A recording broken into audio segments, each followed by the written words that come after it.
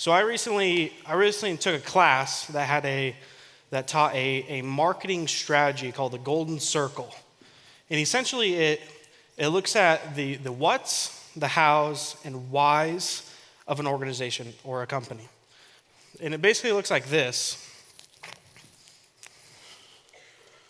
You got 3 circles. This is the what.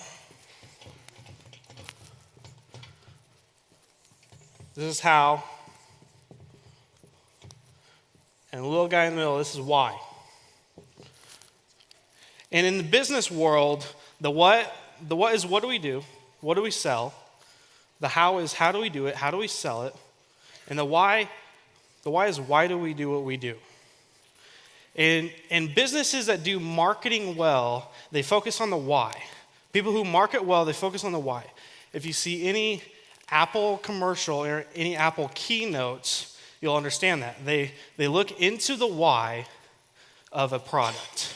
They show how and they show what it is, but they look into why and why you should get it, why it matters to you, and why they changed what they changed and why they created what they created. In this strategy, this marketing strategy applies so well to Christianity, very easily.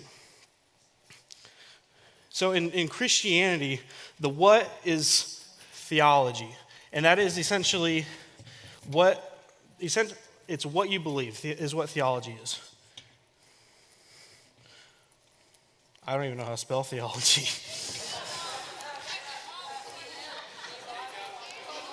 It's all good. Just pretend it's... Oh, there is an O. I see. I had it in my notes.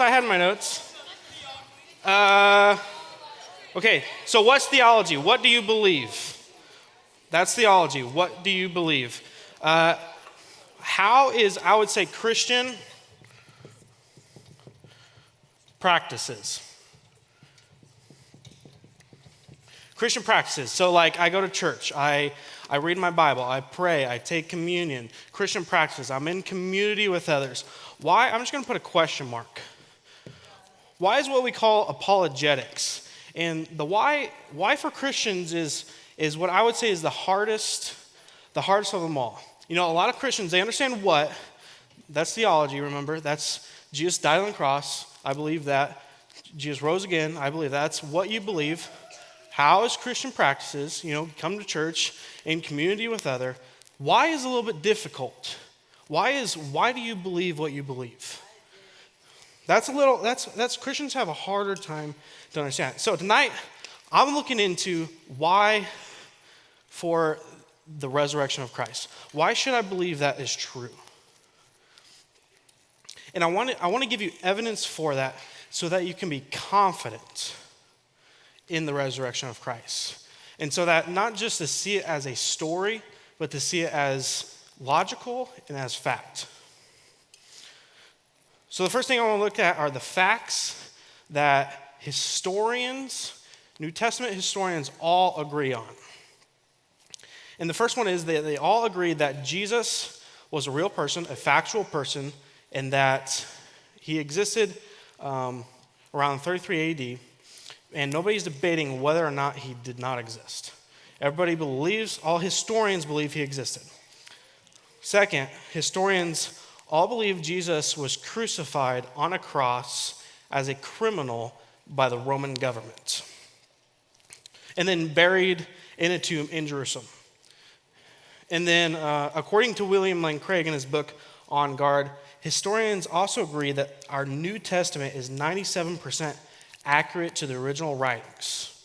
And so, the writings that the eyewitnesses saw, who saw Jesus after he was resurrected, and wrote basically the New Testament, the ancient writings, our New Testament today is 97% accurate to the ancient writings of the New Testament. And they say that the 3% are just small grammatical differences. So, going on with the New Testament, I've mentioned this before, we have over 2,000 ancient copies of New Testament writings, meaning the eyewitnesses who wrote about Jesus' burial, death, and resurrection. We have over 2,000 ancient copies. The closest next thing has only 600. So now the question that people really are debating is whether or not Jesus was resurrected and if the resurrection is true. So let's look into the eyewitness accounts. So these are the people who actually saw Jesus after he rose from the dead. Real people who saw Jesus alive. So Paul writes in Corinthians, he said that Christ died for our sins according to the scriptures, that he was buried and he was raised on the third day according to the scriptures, and that he appeared to Cephas, who's Peter, and then to the 12. After that, he appeared to more than 500 of the brothers and sisters. So there was over 500 eyewitnesses after Jesus' resurrection. So over 500 people saw who Jesus was and saw that Jesus was alive, and then wrote to tell about it. In these writings, these ancient scriptures only came years and decades after Jesus. Only years and decades after Jesus. In contrast, the earliest writings we have of Alexander the Great, one of the greatest conquerors, one of the greatest leaders of ancient history. You've all heard of Alexander the Great. Earliest writings came about him 400 years after his death. 400 years in contrast to a few years in a decade. So, back to the eyewitnesses. There's originally five women who saw Jesus originally after he was resurrected.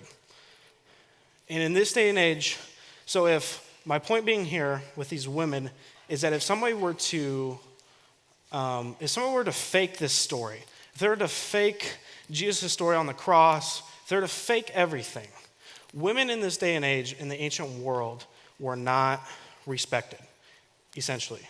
And so if they were to bring the story of Jesus to court and their testimonies into courts, they wouldn't be trusted, and they would not be tried in the court of law. Basically, their stories would not be accepted.